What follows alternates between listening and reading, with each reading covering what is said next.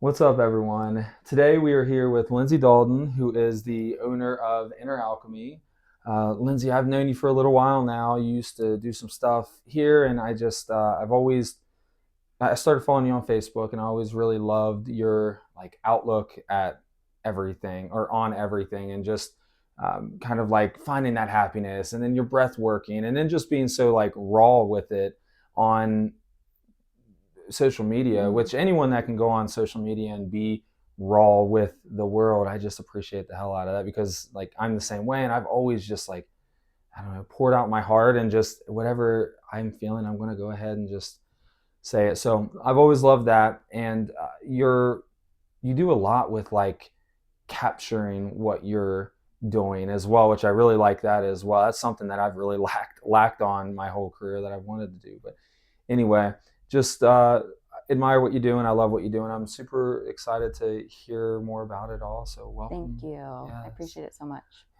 I'm very happy to have you. So kind of, I guess we can just start it off with your main thing that you are doing, or that I see you doing at least, is a lot of breath work Mm-hmm. stuff. Yep. So if you can kind of like put breath work in a frame kind Mm-hmm. of and just let everyone know who doesn't know what breath work is, Yeah. what is breath work and what is the benefit, what does it do, and how do you do it? And I know those are Mm-hmm. loaded questions, but Yeah. yes. Yeah. No, that's a great place to start. First of all, thanks for having me. Appreciate it.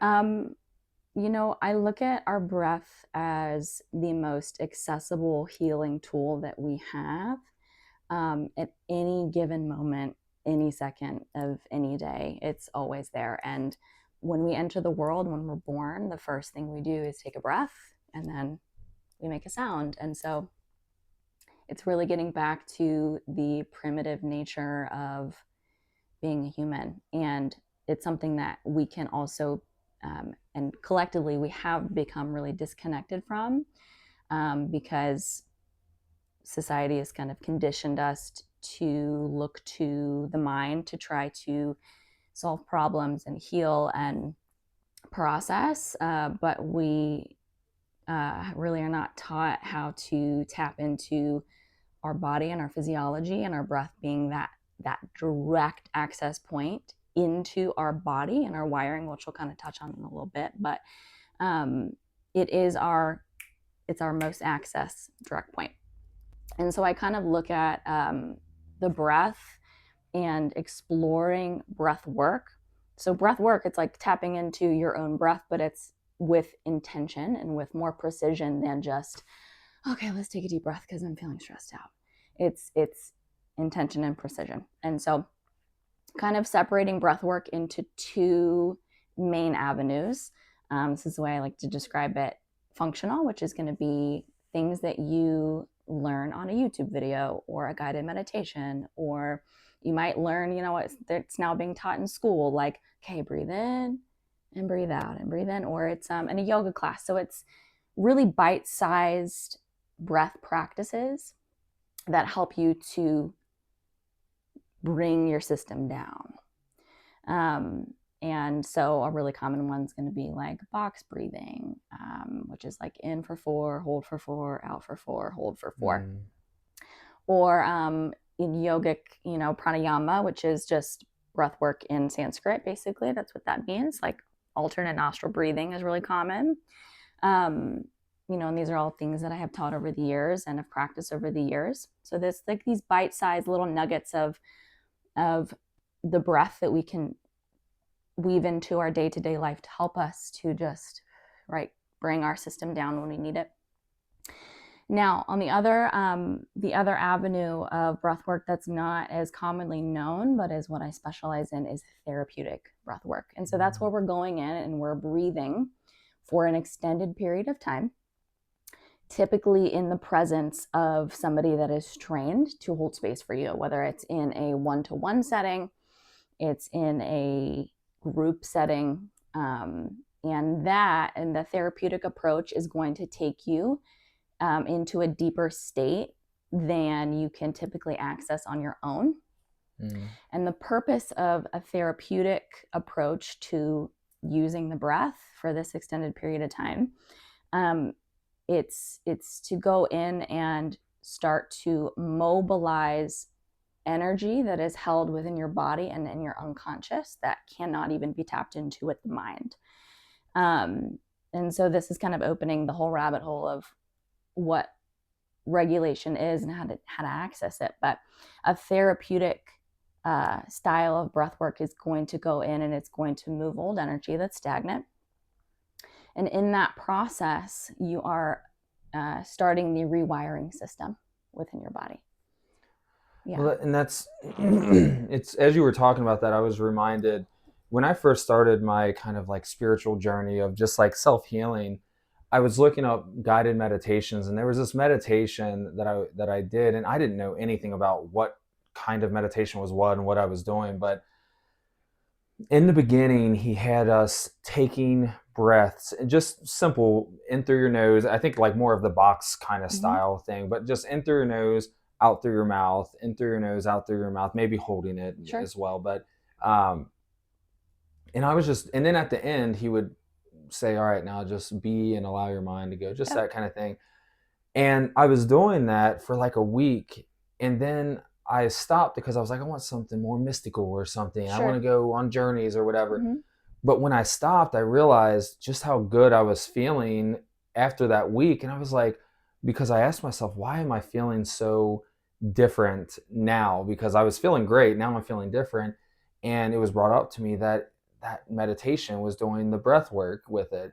And then it was kind of emphasized to me that the breath work was really the most important part of that whole meditation. Yeah. And at that point, I was like, I'm going to start doing this more. But for some reason within myself, and I don't know if it's because there's something that's afraid to come up, or if it just takes too much effort, I have no clue. But I cannot for the life of me establish a breathwork routine. But I know if I do, it would be incredibly beneficial. And then one other thing I want to say is my son, he went for he's allergic to peanuts. He was, but I never think he really was, I guess. But his numbers were real high, but I think they were false. And that's intuitively speaking. And then he went for a peanut challenge, and he didn't exhibit any allergic reactions. But when he first ate the Reese cup, his body and himself knew that he wasn't supposed to eat the peanut butter. And that was the first time ever in his life that he ever tasted peanut butter. So his throat got real hoarse and it got real weird, and he could still breathe, but his voice, he couldn't really talk. And the doctor already warned us that his throat is going to feel a little bit weird because it's never had that stuff. So anyway, what I'm trying to get at is they had a therapist come in, and she was like, let's do some breathing real quick. And she was doing like some deep belly breathing and stuff. And I kid you not, like after like 3 or 4 breaths, he started being able to talk again, and his throat, and it was nerves, it was stress, it was anxiety. And like he was like 4 or something. And for some reason, we didn't think about the anxiety toll that it would play on his body. We thought that he was still too young to realize the dangers, but I guess if you're told something for 4 or 5 years that you can't have it or it could kill you basically, and then you put it in your mouth, that's going to cause anxiety. But just how effective it was. Yeah, that stored belief that he had. And as a child, children are so malleable, they're just sponges. And so that was a belief that was held within his little body of like, if I eat this, I could die. He may not have put that together that deeply in his brain, but in his system it knew that. And so implementing just the breath awareness and like slowing the breath down, even for him as a kid, was able to signal safety to his system. And that's exactly what the breath can do for us. And like, that's exactly what it does for us on a day-to-day basis. If we learn how to use it properly, is signaling safety to the body. Like, hey, I'm actually not in danger type of thing. I appreciate your thoughts on experiencing breath work in a meditation practice and how you felt that difference and that impact. And I sense that is what many people are missing in a way in a meditation practice when they're trying to develop a practice or just deepen it, is precision with the way you're breathing, because it can drastically affect in a positive way what's going on within your mind body system. to help you slow the brain waves down and drop into that really beautiful altered state of consciousness where the doorway to your higher self, to the subconscious, to your creativity can really start to open when the breath is used with a little more precision. And so I sense that that's kind of what you felt. Yeah. When you Well, were and exploring do that. you feel like when we're bringing in the breath, like, do you feel like it's centering us within our body and it's calming our energy in our body enough to where we are able to be more open, but also more quiet to be able to hear our intuition or tap into our intuition? Or how would you put Yeah. that? Yeah, I think for sure. And I think it's layered definitely because we're all onions. And the more that we practice things like meditation and regulating practices, the more that we explore breath work. And even if it's just like, we can touch on it and here in a moment, but like this cyclical breathing that I teach is just like this in and out. It's not hyperventilating, but it's just this rhythm that you drop into with the breath. You know, when you first start to dabble in this and play around with your breath in a more precise way, you're just like working through the kinks within your system and like getting used to it. Um, and it's really dependent on where you're at, where the individual is at in their journey as well. But the more that you implement it as a practice, the deeper that you can go. And so, yeah, we use it as a tool to ground. But then with some time, what we can start to tap into is, again, this mobilizing of stagnant energy. And so that's why it's really common to, even in an at-home meditation practice where you're tapping into the breath in this cyclical way, like emotion can come up and you have no idea where it's coming from. Mm-hmm. That's an example of lodged energy in the system mobilizing. And we, for sure experience that in therapeutic doses of, experiences as well. And so it's both, and and it also just dependent on what your intention is that day and going into your practice or your journey. Is it to ground? Do I need to ground my energy today, or am I feeling a little sluggish? Like, do I want to bring some energy into my system, Okay. some charge into my system? And so this is really like attunement. Attunement is like is something that I teach and something that I've really discovered how valuable it is to. It's like an inner skill of attuning to yourself of like, okay, how am I feeling today? And like, what does my system need? And that can influence what your practice looks like that day. And when I say practice, I just mean like things that help you to stay regulated. Mm-hmm. The meditation where you're just breathing real slow, real deep, just body scanning. Or it's, you're deepening that breath, taking it at a slightly faster pace to bring that charge into the system. And then it's like taking a walk or journaling or doing some jumping jacks to bring some of that charge in. Well, and that's super intuitive what you're talking about Mm-hmm. as well. I mean, some people think that it's like you have to be this open psychic or just something Mm-hmm. crazy, but really it's so intuitive if you just stop for a second and say, what do I need today? Or how is my body feeling? Yep. And at first, you might have all your thoughts or all the crazy energy in your body, but after you do it a few times and you start to get used to checking in, you just really know what's going on there. And I think that it's really cool to look at breath work as like you can do it with intention as well, because like when I think of it, I think of either typically I think of utilizing it to calm Mm-hmm. or to process. Sure. But other than that, I don't really think of it for anything else. Mm-hmm. When as what you're saying basically is it can be used for so many different Oh yeah. things, and if I'm tired, I can do some breathing Mm-hmm. and I don't know. I was gonna say fire breathing. I don't know why I was gonna say fire Sure. breathing. No, for I don't even know what sure. that is really. Yeah, But yeah, yeah. Breath of fire. Mm-hmm. yeah, but I just Yep. think it's really cool that to think of it in that way. But then, lastly, just kind of touching on the check in and doing that. I think that that's something that we all really need to get used to doing is checking in and doing something that we feel like we need to do. I used to watch this lady, and she was on like antidepressant pills and stuff, and she was like, I went off of them, and when I did, I started doing little things that I felt like my body needed to do, and I called them my happy pills or happy Mm-hmm. moments or whatever. And she said, like, if I felt like I needed to go ride in the car with the windows down and sing.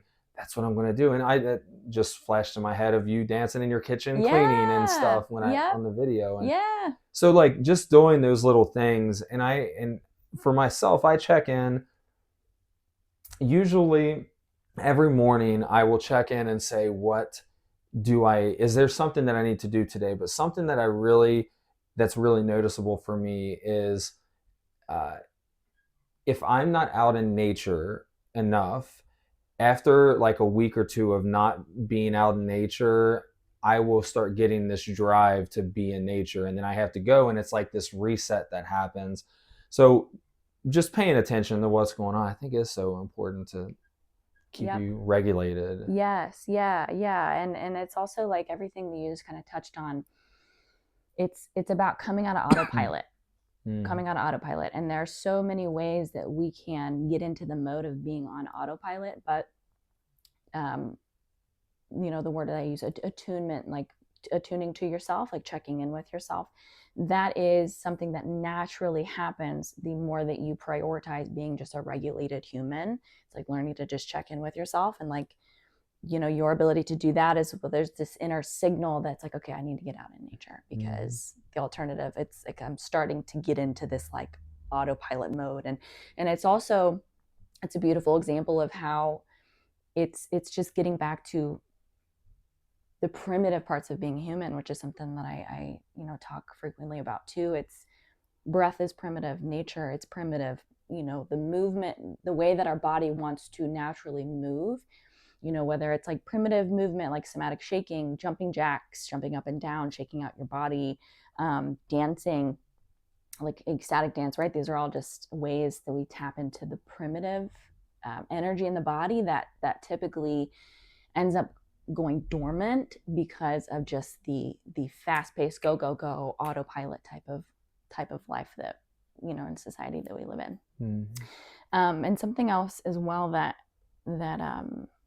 came into my mind was the topic of capacity, and how, and this is a whole rabbit hole in itself, but it's a really like fundamental to the topic of regulation and being a regulated person. And and again, our breath being like a direct tool that we can use to start to practice being regulated. But capacity is just how much space you have within your system, your body mind system, to be in a really good centered place. Capacity is, you're able to, no matter what's going on around you, tap into equanimity within your body, within your mind. Like, you're good, like you can communicate, you can make clear, level-headed decisions.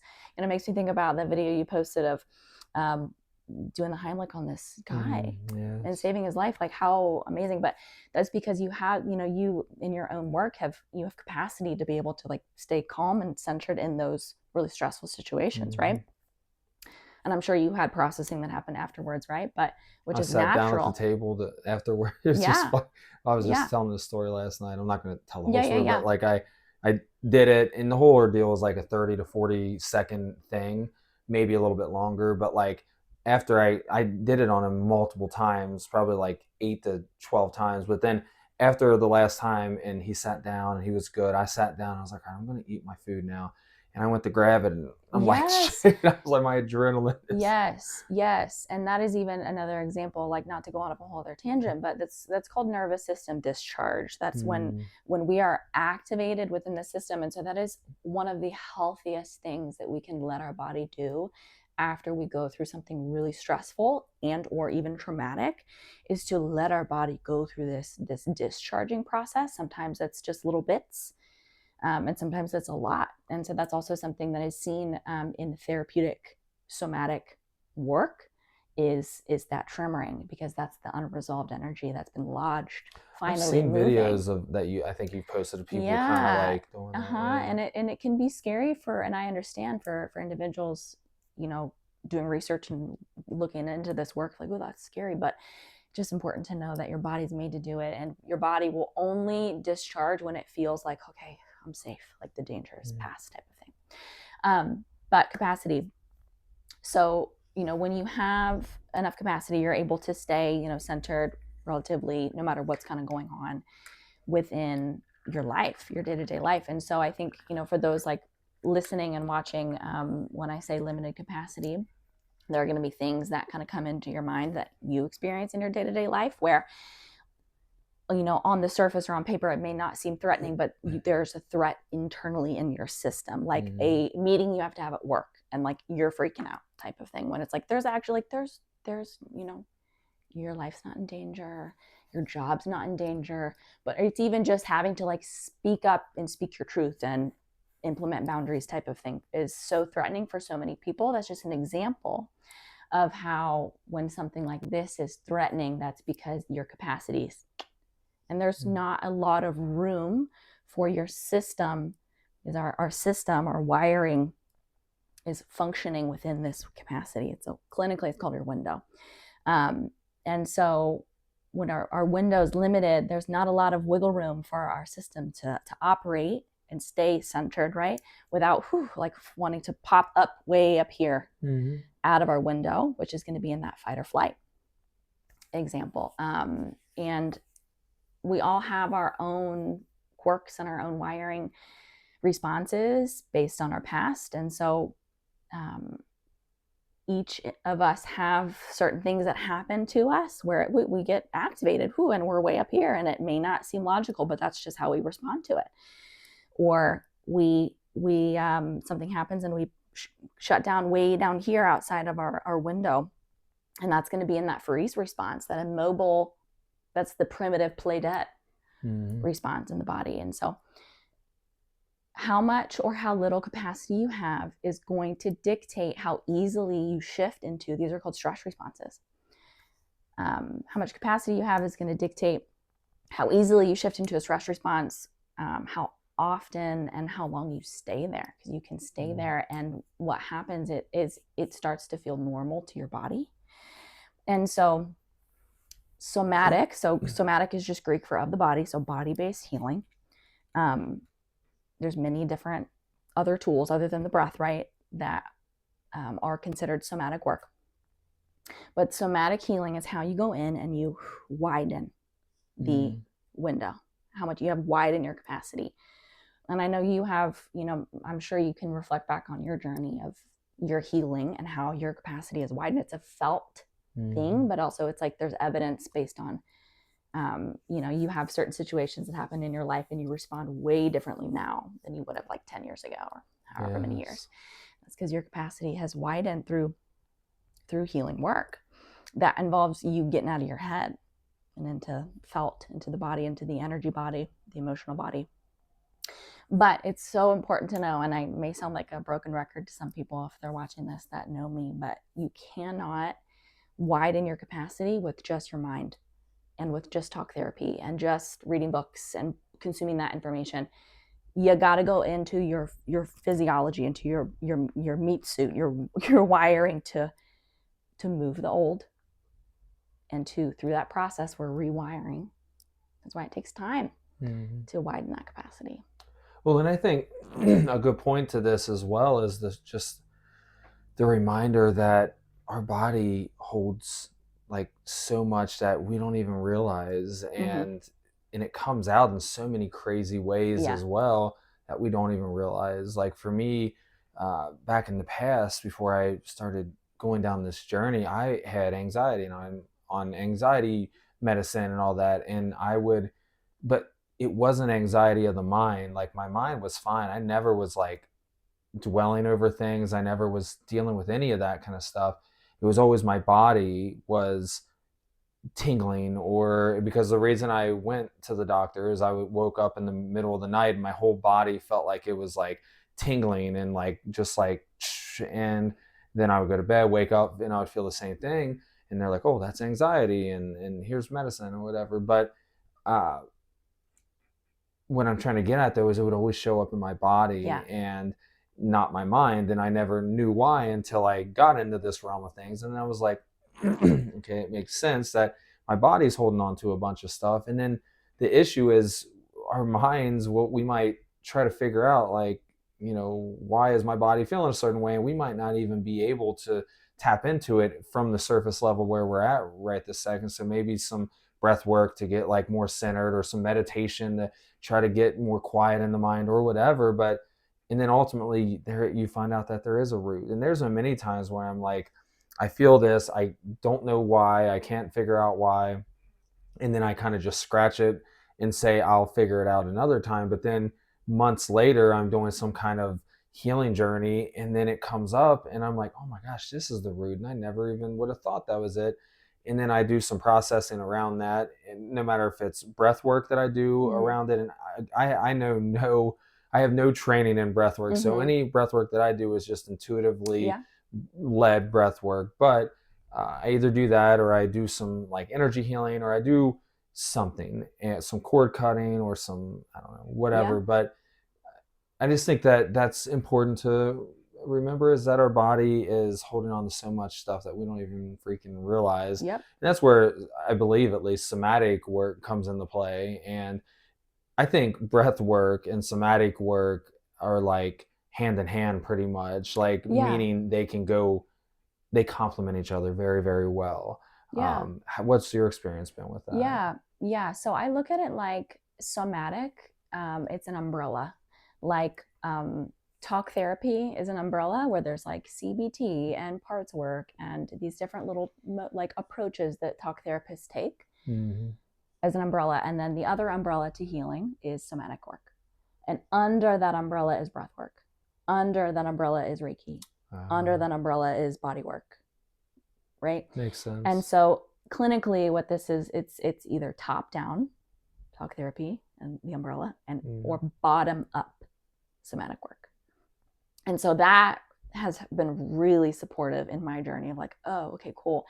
And so, but breath work was the really was yoga, was like the opening, the door to open to into somatic work for me. But breath work was really what, like, where it just took off. And then I started studying other somatic techniques. But did you train in yoga, or did you just do yoga? So I'm a teacher. So I taught for many years up in Dayton. Nice. Had a really beautiful, successful career teaching yoga up there, and loved it so much. But life naturally just took me elsewhere, and I'm glad it did. So now I just practice yoga on my own. But I feel like there's so much I want to touch on at once. When you were touching on experiencing anxiety, and I think this is just so applicable to so many people because we don't understand it, and in a way, like, there's so much to the body that we experience, like feelings and sensations and responses, that we're not even obligated to understand. Like, the body's not obligated to make sense to the mind. The body's just trying to just like protect you and sound the alarm, but sometimes the alarm sounds and it's like a false alarm, which is anxiety in many cases. But there's this sensation and this feeling that was arising right when you were in bed. And what happens is this energy gets activated in the body, and what it's seeking is to just create completion, but it can't because it doesn't know how, and so it loops, and then it'll settle, but then like something will trigger it, and again, it doesn't even make sense, but it'll settle, and then it's just this like incomplete cycle that happens. And so within body-based healing, whether it's breath work, energy healing, other modalities, we're going in and we're bringing that energy up, we're moving it, and we're creating completion. That's putting it really simply. Right. And it's creating completion. It's bringing acknowledgement maybe to something in the past where you didn't have capacity, or you did never acknowledge it, or sometimes it's just stored energy, we don't know what it is, that just moves and we create completion. So it's this moving, it's this releasing is what helps to retrain our body how to not live in this anxious state. Real quick, I just want to say something about that. I feel like sometimes people try to overcomplicate processing like traumas or blockages or things in our body. And I think that sometimes just the acknowledgement, or I found that a lot of the times just the acknowledgement of why that trauma is there, or why that blockage or that energy or whatever is stored there, just that acknowledgement and the intention of moving forward out of it or to work on it or whatever, it naturally starts to heal whatever that is, at least for me and Yep. many others that I've seen. Do you feel the same way with that? Yeah, awareness. Mhm. Awareness is like the starting place.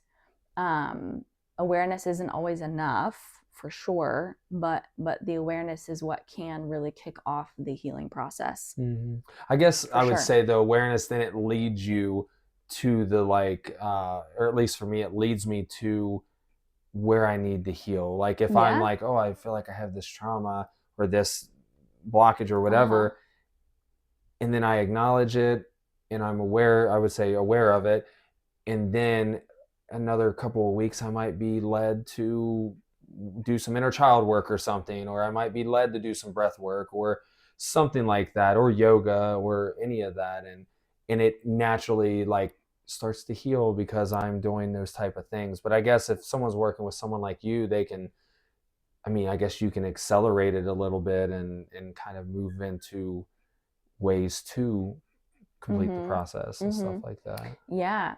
Yeah, and you're a great example of how, you tune into yourself, you have awareness like, ooh, something's here, or ooh, I feel called to do, dig into this a little bit.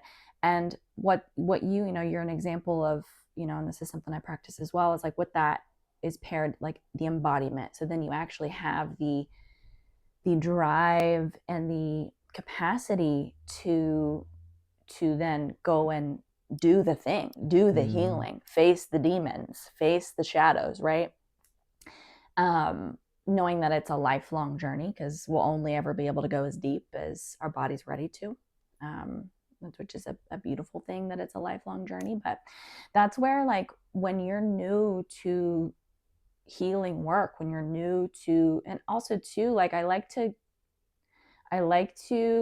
explain and share this work and let it be practical and realistic too for people that are not woo woo. Mm-hmm. This is science, it's regulation work. When you're new to it, that's where it's going to take some some healthy discipline and some getting out of your own way. And so that's why, for example, I invite people that I work with that are new, like, let me hold your hand for just a little bit. Like, let's make a game plan so I can hold your hand, because you're going to need it. I Mm-hmm. needed it. And that's not because there's any brokenness or anything wrong with people. It's just because when your system has been set and your capacity has been set at a certain place for so long, your system is going to fight tooth and nail to keep you right where you are. And so that's Mm-hmm. where we experience resistance in life and in our journey, right? But so that's where that healthy discipline is really required. And what's rooted in that, beneath that, is love for yourself. Like, you gotta really tap into why and like what your driver is. And so there's so many layers to this, but something Mm-hmm. that's been really supportive for me with tapping into that is just staying connected to both my inner child and my future self. Those are like drivers when the self-love gets cloudy. Mm-hmm. Like, I'm doing it for little me, but then also, like, let's do the future self. Like, I used to do a lot of future self visualization work when I was in a really really challenging period of my life, and that was like game changing.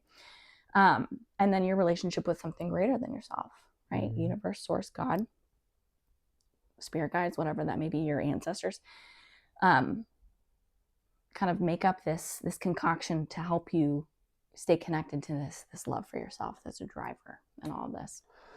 Yeah, and I agree, and I think that if you can, touching on the love for yourself, I think that that's like the number one thing that you have to have is just that ability to be able to find that love, that ability to just be, I guess, because there's certain layers to that as well. So, but just we'll just leave it at the. It is good to get to tap into that love, and I think that um, I don't know. From there, the rest kind of, I don't know. It just becomes easier, basically.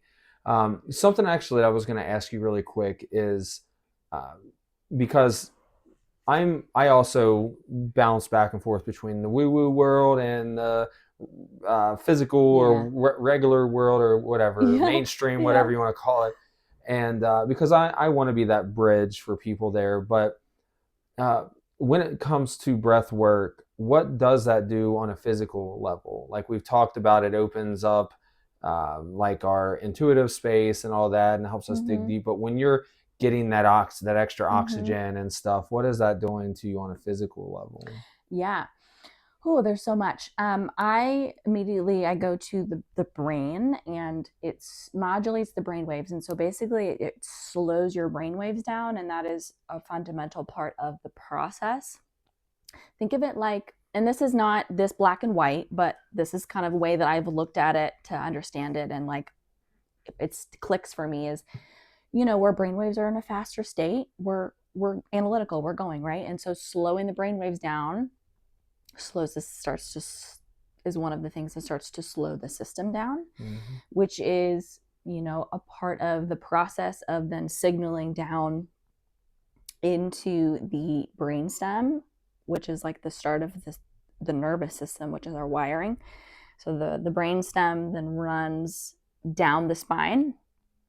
The vagus nerve, it's actually a bundle of like a really thick rope, a bunch of nerves, but it's really thick, runs down the spine, and that's like the hub of our wiring. And then that vagus nerve down the spine branches out into the body like tree branches, and that's the nervous system. And so that is what's being what we're working with when we do any sort of breath work. And so again, it's the base is just signaling via the nervous system and the brain, and the brain and the nervous system, safety, like, hey, down the vagus nerve. And so there's other ways to do this. Humming is one that we see a lot in the somatic world, is to signal this like really soothing vibration down the vagus nerve into the body. But so we're signaling safety there. And that's kind of the gist of it when we use breath in this really just functional. So like these little doses of breath awareness and slowing the breath down. But then therapeutically, when we use our breath in this extended dose, so I'm talking like 40 plus minutes where you're breathing in this really specific way, it starts to deactivate this region of the brain, which is your prefrontal cortex. This is the part of your brain that's like making choices and scanning the environment and predicting. Ego.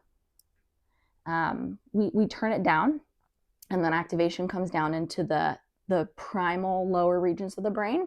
Your emotional centers in there as well. There's a lot there, but that's like, I call it your filing cabinet. We start to bring activation into that region, down the into the nervous system. And that is what starts this process of, we say, okay, all right, nervous system, all right, primal brain, what do we want to mobilize today? And that's kind of what starts that process of this deeper therapeutic work. And that I had a thought, but it left my brain. So yeah. That happened to me a few minutes ago.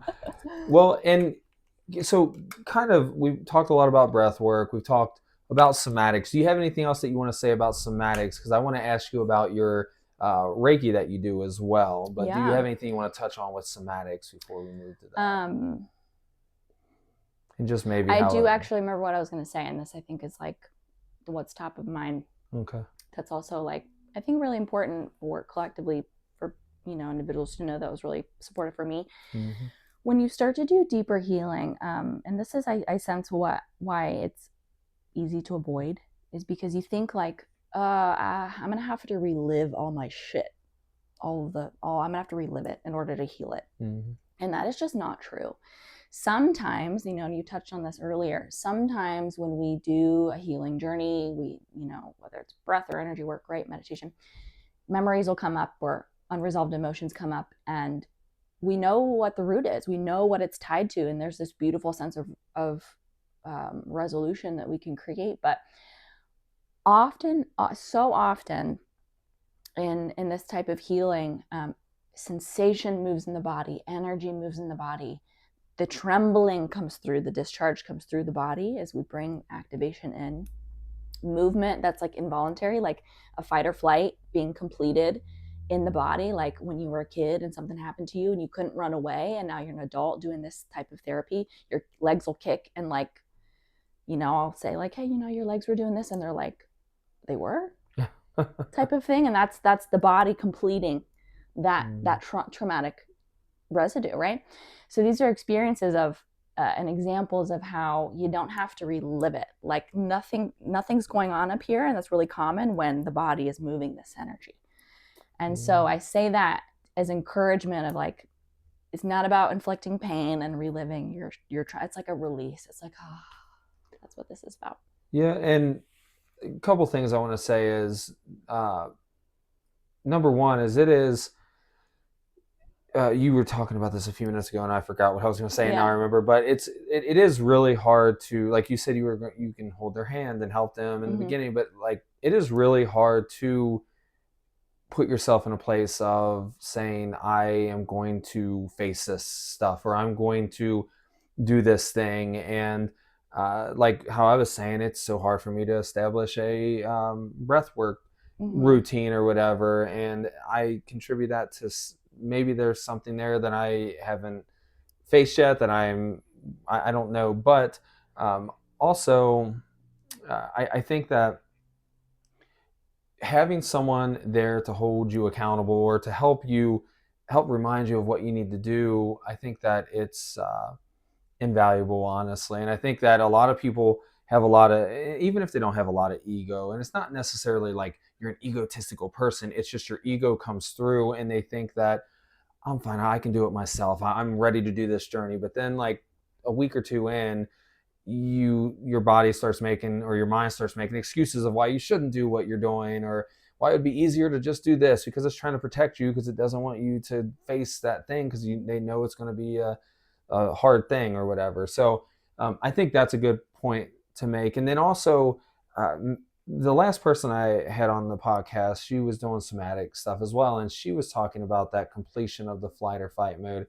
And I just found that really fascinating, because I never really thought of it that way. So like thinking of completing that, it makes perfect sense. Yeah. And being able to go into breath work and go into a place where your body is just automatically doing that, it's a really crazy thing to be able to do, but also to facilitate and see when people are doing that stuff. So yeah. And also too, it's important to know that these responses when you're doing this healing, it's not the sign of you're doing it right. I have many individuals, and myself included, who did a therapeutic somatic journey, and we're using breath, we're using movement. I teach tapping on the body, physical touch on certain areas, chakra work, right? Body, applying pressure on the body, processing anger by pressing on the body. Sometimes sessions are just you're just laying there, and that is where you're just like being with yourself and your breath and your body, and like whatever's arising in your reality. And that is just as powerful, because there's no distractions, like, and having a facilitator there to help you stay with it. And because even with that, you're creating internal safety within your system, with like, okay, I'm going to be with what's arising moment by moment. I'm not going to abandon myself. And that is really a fundamental to the healing process. I think it's important to have someone that you trust there facilitating it as well. So I don't know, I think that's really cool. So we've touched on a lot with that, and I'm curious on, do you integrate your Reiki, and did you just get certified, or has it been a while? I can't remember. Yeah, so with Reiki specifically, I got certified in November. Do you feel like you were already using like some sort of energy healing already? Yeah, so I was trained in, this is like a long-winded answer, but I won't give the long-winded answer. The style of somatic healing that I am trained in, I started studying it in 2022. My teacher's Australian, but lived in South America for some time studying. This style of somatic healing that I'm trained in, a fundamental part of it is energy work, but it's more of this shamanic style of energy work. And so that's the short answer. And so it is different than this, the traditional Japanese style of Reiki, right? So it was something that I was trained in. So just a different form of energy work. And that happened, went through that 2022, 2023 period. So it's yeah, all one and the same pretty totally, much. totally. And it's all intuitive too, in so many ways. Well, I've seen videos of you, like with someone laying on the ground. I've seen many videos of like someone on the ground, and you're like either, like you just mentioned, tapping, or you're like pulling stuff out. And for me, I see energy very well. So like, not that I'm looking at the energy in the video, but I can see or sense exactly what you're doing, and I'm just like, that's perfect. Like this, and you see the person reacting to what you're doing in a sense, and you can just, I don't know, it's really cool. So I was like, already, I thought you were, or I guess you were since 2022, but you already were doing energy work, basically, is what I'm saying. And then you started doing Reiki. Are you, and I think, and for anyone that doesn't know, I'm a Reiki master teacher at this point, and I think that Reiki, I have seen miracles with Reiki, like legit miracles, and it's just one of the coolest things ever. Whereas I'm sure you've seen miracles with the line of work you do. And if you can bring both of those together, it's like, I mean, you're just facilitating, and it doesn't have to always be a miracle, but you're just facilitating an amazing space for people. Have you, you said November, is that when you said? Have you been utilizing it? Like, are you, I guess, let me ask it this way. Are you doing your Reiki sessions separate from your breath work, or are you integrating it into your breath work, or is that something that you plan on doing, or what's your plans? Yeah. And this was, I went in when I started my Reiki certification process. I had no expectations of like, I'm going to weave this into what I'm already doing. It just naturally happened that way. I do offer standalone Reiki sessions for people that are just called to just that, right? Because therapeutic breath work, and these deeper somatic experiences are not for everybody. And there's also contraindications to the deeper somatic work, like if you have, like if you're pregnant, for example, right? Whereas Reiki is more applicable to, someone that's pregnant, right? So I do offer it standalone, but naturally and this is just me personally, weave it in because I already was and have been, integrating energy work into my work. And so, for example, and you'll understand what I mean, like chakra balancing, that's something that just naturally, especially towards the end of a session, is naturally something that I started to do. Just to tune in and support the individual. Yeah. Well, and I think there's been many times when I've been doing a Reiki session where I'm telling them, all right, actually, I'll start with saying this, where I'm not telling them anything and I'm removing something from a chakra, and they start taking breaths and like releasing intuitively. And after the session, I'll let them know, and I'll encourage them, because I think it's important for people to know what they were doing, and let them know, I was removing some stuff or some gunk or whatever in your chakra, and you started doing some deep breathing, and it was really helping to release that. So in the future, intuitively, if you ever feel like you need to do that deep breathing during a session or just in life in general, do it. But I think you and your experience with breath work, it's not that you're going to have them do some intense breath work on the table, but you can definitely help lead them through breathing if they need to, because this was the first thing I was going to say. There's been times when I've got onto a chakra and there's something in there that I'm trying to remove, and I need them to breathe to help get it out. I need their assistance. The same as if I need their permission to remove something or whatever. But and there's times where I'm like, all right, I need you to take a few deep breaths in and out or whatever. And I think that your training could help you be able to utilize that as well. So I think that's really cool. How have you, you can answer that, sorry, but how have you liked How have you been liking the Reiki? How's Mm-hmm. it been sitting with you as Oh well? my God. So I did level 1, level 2 back to back. It was like in a package certification type of thing. And Mm-hmm. my attunements were, it was, everyone responds differently, but when you go in and have that attunement done, and I felt just the old shit moving in a way that I hadn't experienced before. And so it was incredible. Very It healing. really is. Yes. Wild. But it's just been so fun and beautiful. It's an honor and a privilege to hold space for people in this way, and I love it. But it has been fun to, when somebody does come in just for Reiki, I'll start with breath. We'll do some slow deep breaths, and I'll have them connect into their breath, and I play with some visualization work, to help them just like drift into this kind of like la la land type of state, and this daydreamy creative type of state. And then I'll start to work on them. And so it's amazing.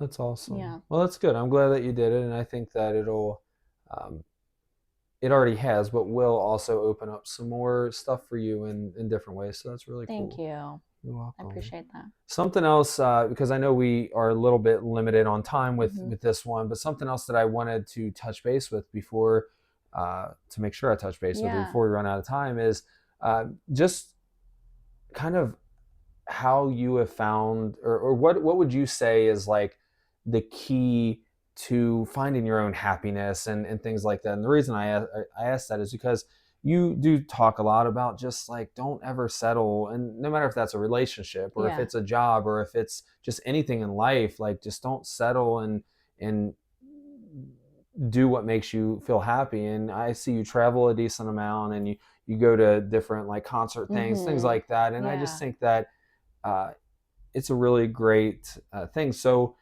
and you seem like you're in a very good place, I guess, is what I Mm-hmm. would say. So, for anyone watching, and I know it's a very big question, but Yeah. what would you recommend to get into a happy place or a Mm-hmm. good place like that, or a regulated Yeah. place? Such a good question.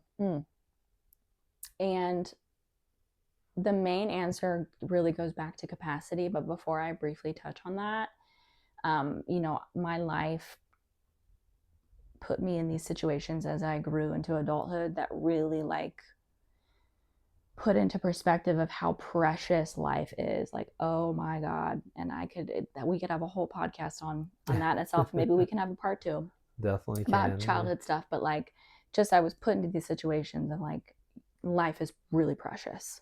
And so that has been like, don't take it for granted. And that's been a driver for me.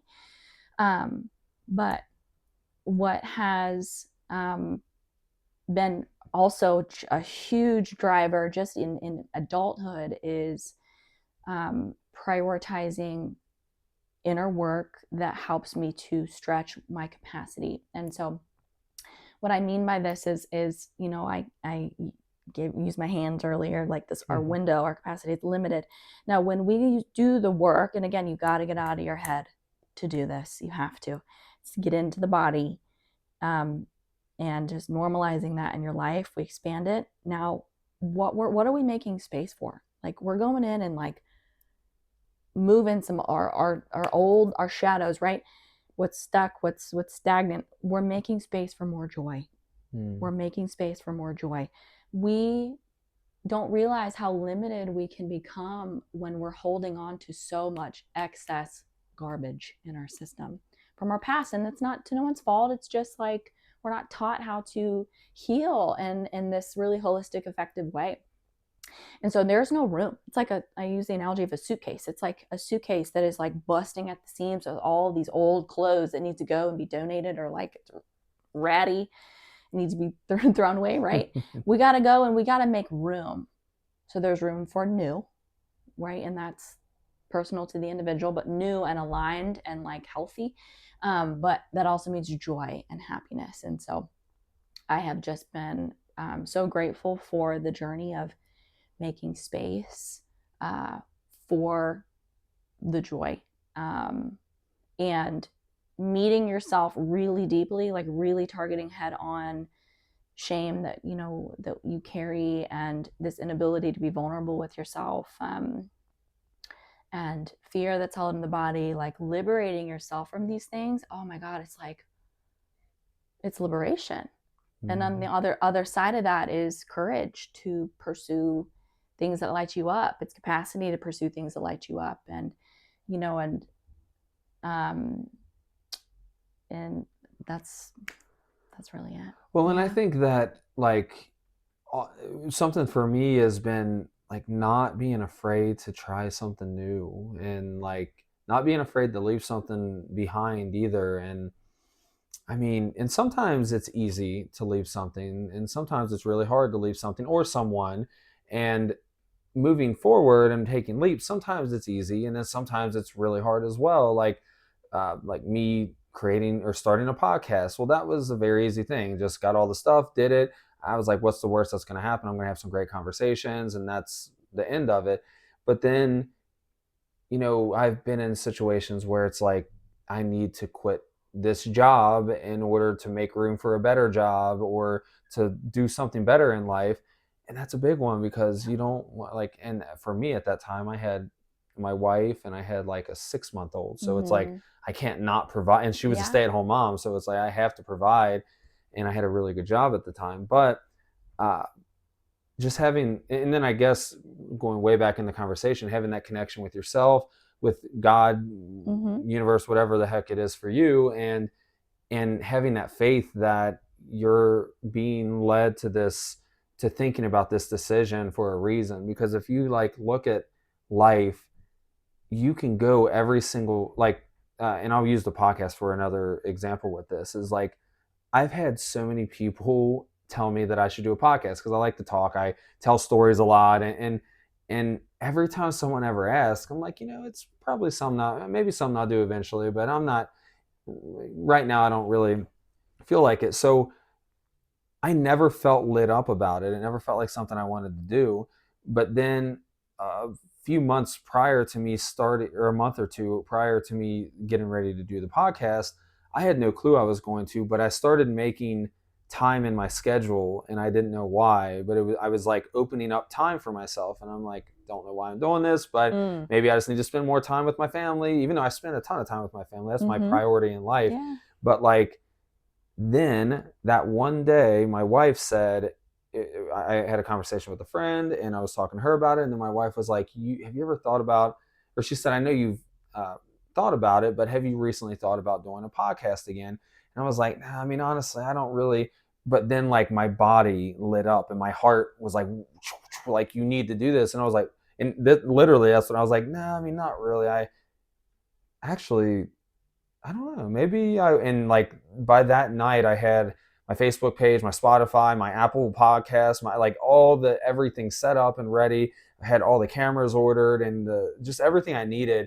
And that's just a good example of like number one, listening to your body and having a good relationship with your body in general, because and this can be loose in some situations, but my rule is I listen to how I feel in every situation. Now, there's a whole other subcategory there of where I feel like I have to listen to, or I had to figure out what feeling is anxiety, or what feeling is from an emotional place, and what feeling is from my intuitive space saying you should do this. But I don't, like, people think if you are in tune with your spirit guides and stuff that you have to go in and meditate and like talk to them to get answers. And you can, but like, I don't a lot. And I do talk to them a lot, but if I'm needing guidance in life, I listen to my inner compass. And I always use the example of like, if my compass is going, let's just say this way, if it's going this way and I turn that way, I still feel the compass going that way. And I know I should be going that way. And by making that capacity or creating that capacity, or however you want to phrase that, and listening to your body, you can then allow yourself to go in those directions. And honestly, when you make that decision of like, I'm going to live a better life and I'm going to better myself and I'm going to make room for the good things, and that really is something that happens. And I didn't look at it from the way that you looked at it. I looked at it as like, I am making room for things, but I didn't look at like the capacity and stuff It's very like that. clinical. Like this is just, it's just knowledge, right? But it's Hmm. because it's just a way to explain the nature of healing. Right. Well, and I think it's a Yeah. great way Mm-hmm. to put it. And like when I started letting go of old friends or letting go of old habits, or I mean, I used to drink every beer like every Friday and Saturday up until 4 in the morning with my friends. Great time, but like we're going out to bars in my younger years, and it's like, but now I don't, and I'll drink every once in a while, Yeah. but like I'm not that, and I let that go, and that made room for better things. Or I guess what I would say is as I've moved through my years, I have realized that when you do leave something behind, like I guess I'll say it like this: there is a capacity, like really there is a capacity, and when you've reached that limit, your life's going to stay the same. But then if you either grow the capacity or you take some things out, it does allow to make room for new things. And that's why people say like when things are falling apart and your car's breaking down or this or that, Yeah. you're everything's crumbling to make room for better things. Yes. So that's my Yeah. long-winded thoughts on that as well. Totally. Do you have any thoughts on that? Totally. Yeah. No, I appreciate the intuition piece as well. Like it's just the more that you just lean into trust, and sometimes I describe it like you gotta, it's a bit of a trust fall sometimes Mm-hmm. in life. Like you, I'm sure starting this business, right? This brick and mortar, that's a trust fall. Starting even Yes. just a little trust fall of a podcast, right? But the more that you lean into these intuitive nudges, sometimes they're quiet and risky, and sometimes they're loud and obvious, and like, yeah, that's a full body yes. But the more you do it, the stronger that connection gets, and the easier it is to like follow the compass, And it's even a if it doesn't trial make and sense. error. Mm-hmm. Like in the beginning stages, you're going to feel like you should do something and you should listen to that. As long as it's not something bad, but like you should listen to what you feel like you want to do. And if it works out, then great. If it doesn't, there's two parts to that. It either could have been something that you needed to experience for some reason that we don't understand, or maybe that decision was made based off of emotion. But my opinion on that is the universe knows that you're going to make that decision based off of emotion. So everything is just in divine time and divine, it's just in a divine way. So I don't know, I think that allowing yourself to listen to your intuitive self is very important, but you can't do that unless if you do some, I mean, you can always listen to your intuition, but it gets much easier when you do start to slow down or you do start to allow yourself to tune in. and Mm-hmm. and like you said, it the more you do it, the more it grows, and the trial and error stuff happens where you realize I feel like I made this decision based off of emotion, and maybe I need to listen to my intuition more, or the little voice more, or whatever.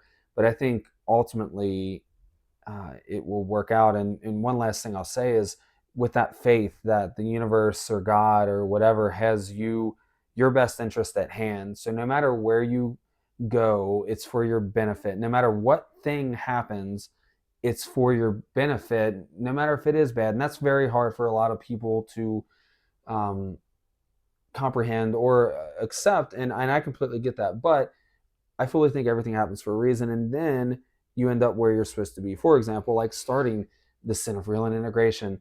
I walked in this building and I had one person that was going to come and pay me $200 a week or a month for a room. That was it. That was all I had. And I had 9 rooms that I needed to fill to even make this work.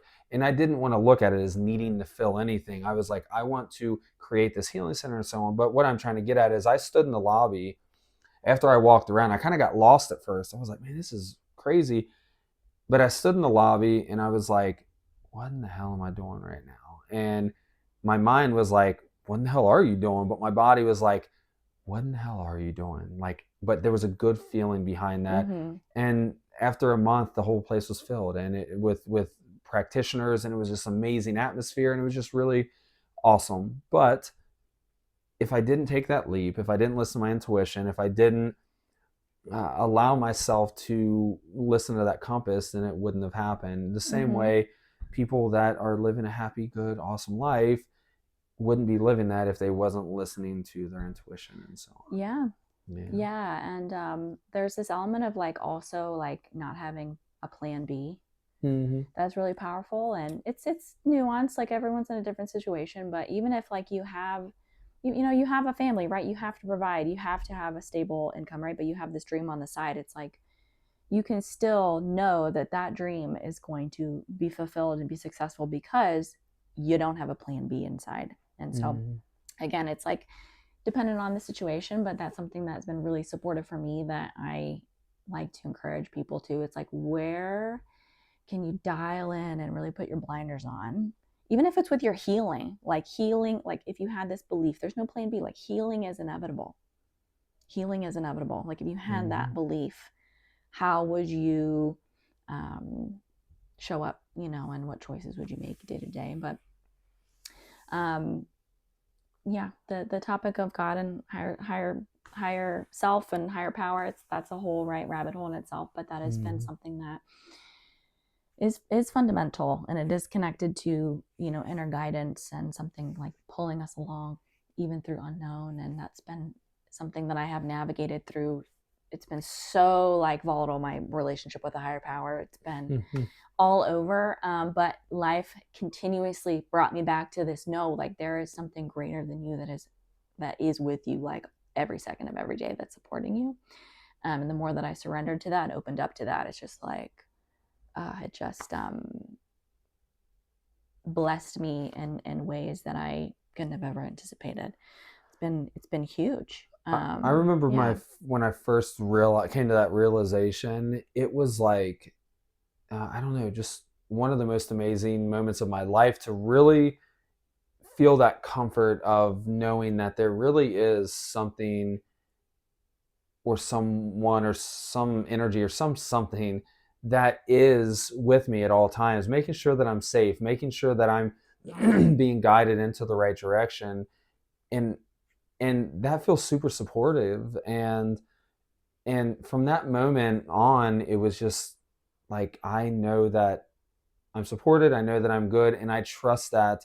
And I used to have like anxiety of like, what if I die earlier with and I have my kids or whatever, and like, but then just moving into that, I just know that, or I trust that everything's going to be good and everything's awesome. But having that I think in meditation last night, I hold a weekly meditation here, but we were meditating, and we actually went in and talked to Jesus last night. So we were like talking with Jesus, and we'll talk with Buddha. Well, I mean, all the different things, but and Jesus was just like,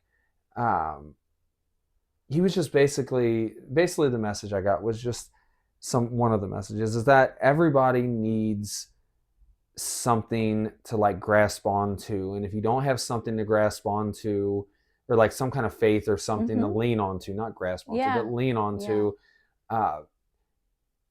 you can get really lost, and you can get really stagnant, and you can just be in a not so good place.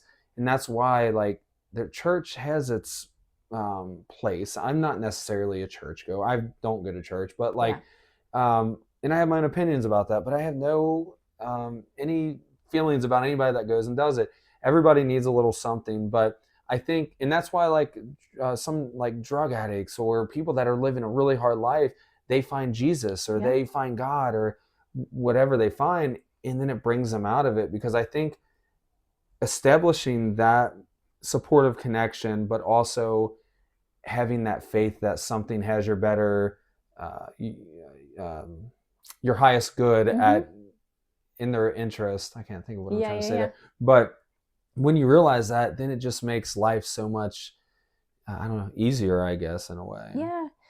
Richer, right? Yeah. Makes life richer. Like it really does. And it is an anchor when you need it.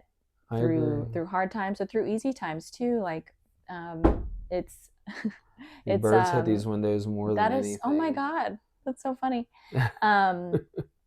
And that's also what's important to remember too. It's like having a connection to your higher power and to yourself, and like this really rich relationship with both helps you to something that my mentors say a lot, master the mundane. It's like mastering and like being more present, like enjoying each day. and the mundane parts of your day. It's like, instead of um, going from one thing to the next and rushing or like dreading, right? It's no, like, let's just enjoy what the day holds. Yeah. Yeah. Well, and last couple things I'll say before we start to kind of wrap it up is just life is beautiful, like you mentioned before, and life is meant to be, I mean, for the most part, like an enjoyable experience. Mm-hmm. And I think that uh, we can have an amazing life. And I think that just for anybody watching, it's just important for them to hear those words and understand that their life can be amazing. No matter where the heck you're at, you can have an amazing life. You just have to, it's not that you have to like do this complicated healing Right. process. Like, just, you need to just set that intention, and you need to, in each situation in life where you, because you have a choice in everything, make the choice that makes you feel um, the best, and you know that is in your highest and best interest, basically. And when you do that, your life will just magically or naturally Mm-hmm. get better, and your vibration rises, your capacity widens, and you're led to the healing, and you'll get there, basically. I Mm-hmm. mean, when I got into my journey, I was living but I was living the automatic life. Like, just everything was just on auto drive. Went to work, came home, did this, did that, and then went out on the weekends, and that was kind of the end of it, and right back at it again. And then I broke out of that, and it really is kind of like breaking out of the matrix in a way. So it's like breaking out of that programming, and once you do, you realize that it's just an amazing journey. Yeah, it's accessible to every human. Like, it doesn't matter what house you live in, what car you drive, what clothes you wear, where you live. It doesn't. It's an inner job. Mm-hmm. It's an inside job. I agree. Yeah. And once you become kind of back to that love, once you start to find love for yourself, and that being okay with yourself, because there's a lot of people out there that like need a bunch of people around all the time, or and it's okay as well, but like being okay with just being by yourself is a superpower, in my opinion. And like, I Mm-hmm. love going out uh, to the woods by myself, or I go to Serpent Mound a lot. I like going to Serpent Mound, just all the stuff, and I like being within myself. And but I guess with that, I never feel like I'm by myself. I feel like I Yeah, have it's like not a whole lonely. team.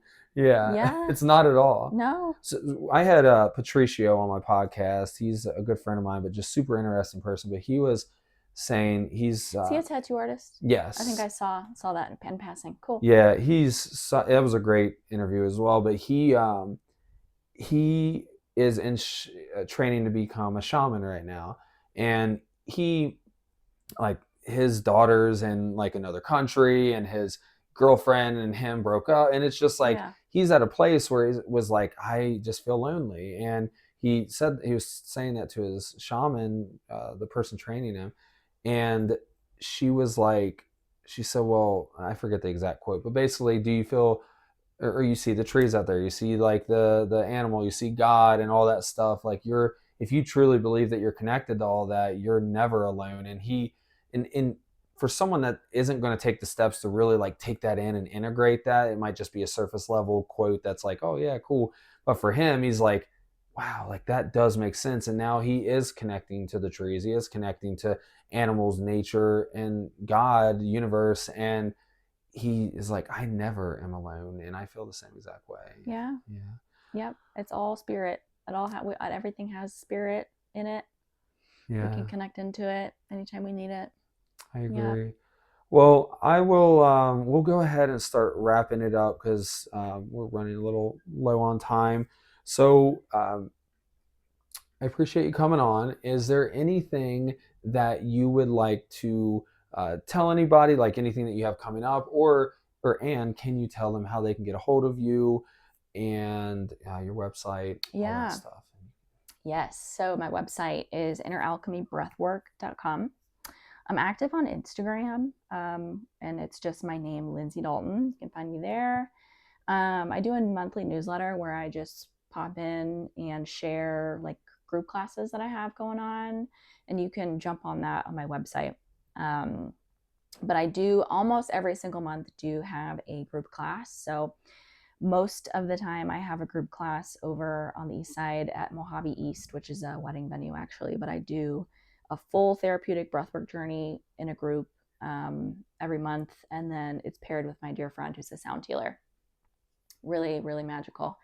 And then I'll periodically kind of do like special pop-up events. Like I'm doing a spring equinox class first week of April, and then I do one-to-one work. That's kind of my bread and butter, where I can be really precise with people and really support them with where they're at. My office is downtown Cincinnati. And just reaching out about one-to-one work is just done on my website as well. Yeah. Awesome. Well, I look forward to seeing you continue to grow in your trainings and in your business and just in your presence. Likewise. Thank you. Yes, I appreciate it. And we'll definitely chat again sometime. Yes. All right. Thank you for coming.